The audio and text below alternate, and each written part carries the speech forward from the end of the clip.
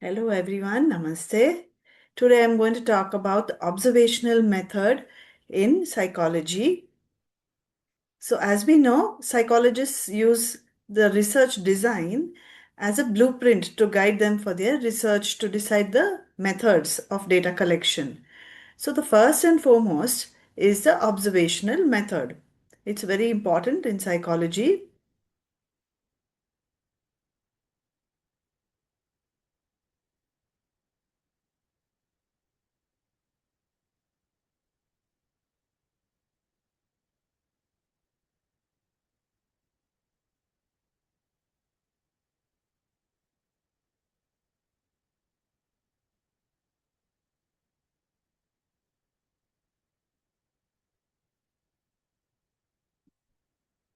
So, what is observation?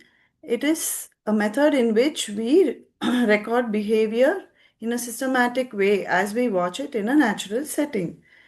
So, scientific observation is different from everyday casual observation that we indulge in. It is planned, it is systematic, and it is purposeful.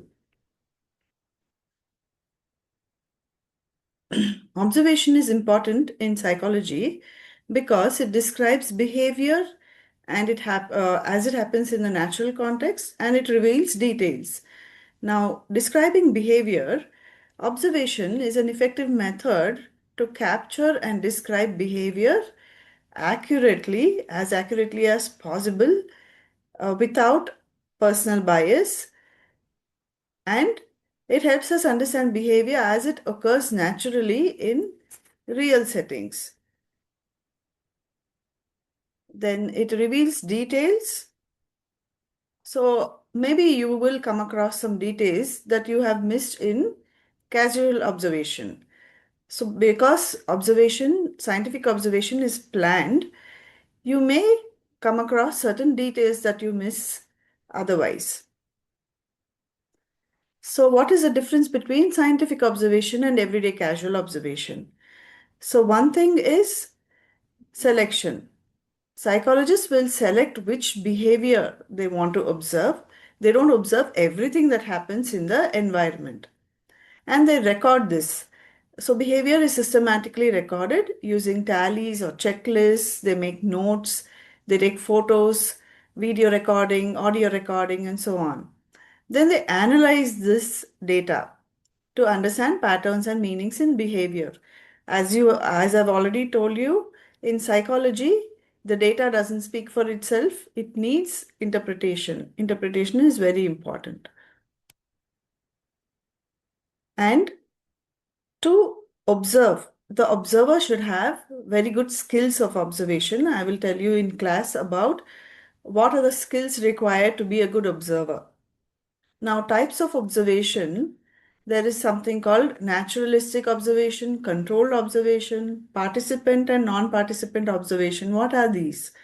So, naturalistic observation is when we conduct observation in real life settings without controlling any situation. So, we will be sitting very quietly and watching. For example, in a school, when we have to observe children, a particular behavior in children, it could be patients in a hospital, and so on. Controlled observation, this happens in a laboratory. Some conditions are controlled, and for example, a particular behavior that you want to observe, that will be observed in a laboratory.